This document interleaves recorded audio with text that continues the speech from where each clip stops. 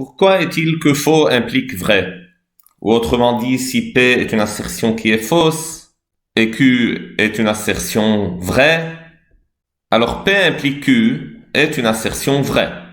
Pourquoi ça a été défini comme ça? L'idée derrière ça, dans l'usage, on dit que P implique Q est vrai si à chaque fois que P est vrai, alors Q aussi est vrai. Mais si P est faux, alors Q peut être soit vrai, soit faux. Alors ça peut se comprendre un peu mieux si on suppose que P peut être vrai, soit faux, et Q aussi, ça peut être soit vrai, soit faux. À chaque fois que le premier est vrai, alors le second est vrai.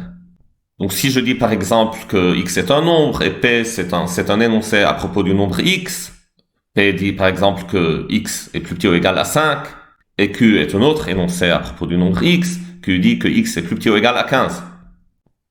Alors P peut être soit vrai, soit faux. Si je prends par exemple X égale 4, alors P est vrai. Et si je prends X égale 6, alors P est faux. Et Q aussi peut être soit vrai, soit faux. Mais vous êtes d'accord avec moi que si P est vrai, alors Q est vrai. Et dans ce sens, je dois pouvoir écrire que P implique Q. Ou que X plus petit que 5 implique X plus petit que 15. Maintenant, le problème avec la définition de l'implication, c'est que P a une valeur de vérité fixée. Donc P est soit vrai, soit faux. Et ça peut mener à une confusion. On définit la table de vérité de l'implication de la façon suivante. Si j'ai des assertions P et Q, et cette fois elles prennent des valeurs fixées, c'est toujours soit vrai, soit faux. Ça ne dépend pas d'un X comme tout à l'heure. Donc P peut être vrai ou fausse. Il n'y a pas de parfois. Et pareil pour Q. Les possibilités combinées sont alors les deux sont vrais, vrai faux, faux vrai ou faux faux. Et comment définit-on P implique Q? Alors dans tous les cas, on dit que P implique Q est vrai, sauf dans le second cas. Si P est vrai et Q est faux, alors on dit que l'implication est fausse. Et pour tous les autres cas, P implique Q est vrai. Et ce qui peut être gênant à propos de cette définition, c'est que, ça ne s'interprète pas comme tout à l'heure. Lorsque P était X plus petit que 5 et Q était X plus petit que 10. Parce que dans l'autre cas, P pouvait être vrai ou fausse, et Q aussi. Si à chaque fois que P était vrai, alors Q aussi est vrai, alors je pouvais dire P implique Q. Mais maintenant, ici, dans le premier cas par exemple, P prend la valeur vraie, P est toujours vrai.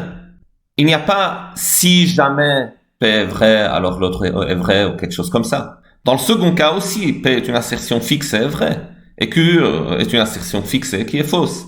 Comment je peux comprendre ce résultat alors? Si P a une valeur fixée qui est fausse, et Q a une valeur fixée qui est vraie, pourquoi je dis alors que P implique Q est vrai?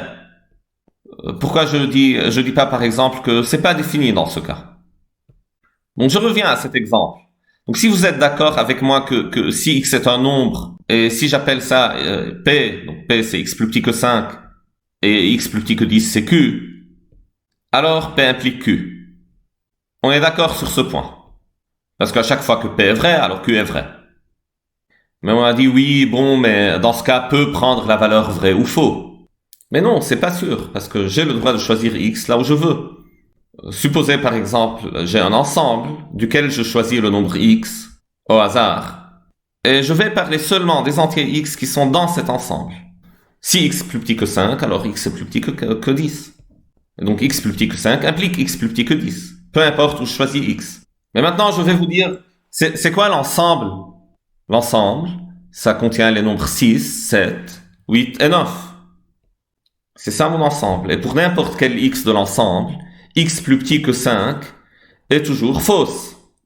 Donc P est faux, toujours. C'est pas une valeur qui varie, c'est exactement la même valeur, faux. Mais Q pour les X de l'ensemble, c'est toujours vrai. Donc je suis exactement dans ce cas de figure où P est toujours faux et Q est toujours vrai.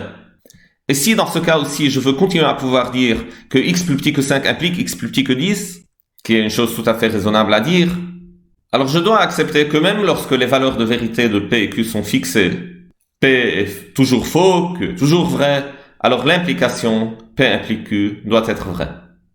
C'est l'usage usuel de l'implication même dans le langage courant. Par exemple, si vous avez une loi qui dit que si tu conduis vite, tu conduis à plus de 100 à l'heure, disons, alors tu seras verbalisé. Tu auras une amende.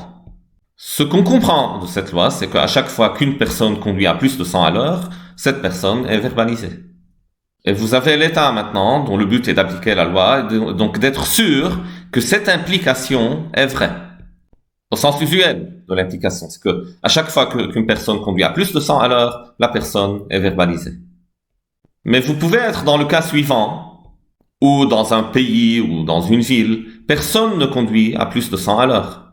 Donc les prémices pour appliquer cette loi ne sont jamais vérifiées. Donc ça, c'est toujours faux. Et en même temps, tout le monde est verbalisé pour une autre raison.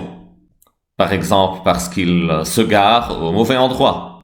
Donc la valeur de vérité de la première assertion, c'est toujours faux. Celle de la deuxième, c'est toujours vrai.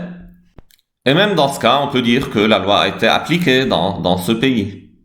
Et donc cette définition de l'implication, ça correspond à l'usage, au sens avec lequel on l'utilise. Un autre exemple de l'usage usuel de l'implication. Si par exemple quelqu'un vous promet quelque chose sous condition. Donc il vous promet 1000 euros à condition, si vous faites une certaine condition, et puis il met une condition impossible à vérifier. Par exemple, je sais pas, faire disparaître le soleil. Donc il vous promet cette implication, si vous faites disparaître le soleil, P, implique, vous recevez 1000 euros. Recevoir 1000 euros, c'est Q. Donc c'est ça sa promesse. P implique Q. Si P est vrai, alors Q est vrai. Bien sûr, P ne sera jamais réalisé, P est toujours faux. Mais s'il vient tout de même et vous donne les 1000 euros. Donc il fait toujours ce jeu-là. P n'est jamais réalisé, mais à chaque fois qu'il fait cette promesse, il donne toujours les 1000 euros. P est faux et Q est vrai. Vous ne pouvez pas dire qu'il a rompu sa promesse. Parce qu'il vous a donné l'argent tout de même alors que vous n'avez pas réalisé la condition. C'est pas comme ça, même dans le sens courant, c'est pas comme ça qu'on comprend une implication. Ou un si alors. Cette interprétation de l'implication, ça s'utilise toujours dans les preuves en maths. Quand vous avez une condition qui n'est pas réalisée, alors vous dites que l'implication est vraie. Par exemple, la définition d'un ensemble ouvert. A est un sous-ensemble de R. Vous dites que A est ouvert pour tout réel X. Si X appartient à A, alors quelque chose est vérifié. Donc en l'occurrence, il existe R positif, tel que la boule de centre X de rayon R est inclus dans A. Peu importe. Ce n'est pas important pour nous. Mais la question qui se pose, est-ce que le vide est ouvert? La condition X appartient au vide n'est jamais vérifiée. Donc peu importe ce qui se passe ici, si cette autre assertion est vraie ou pas, P est faux, et donc P implique Q est vrai. Parce que si je veux dire que l'énoncé ici n'est pas vrai pour le vide, je devrais, dans la logique qu'on utilise, trouver un élément du vide tel que quelque chose ne soit pas vérifié. Or, il n'y a pas d'élément dans le vide. Merci de votre attention, aimez, partagez si vous trouvez que ça peut intéresser quelqu'un. Inscrivez-vous à la chaîne, il y a toujours des vidéos qui sortent.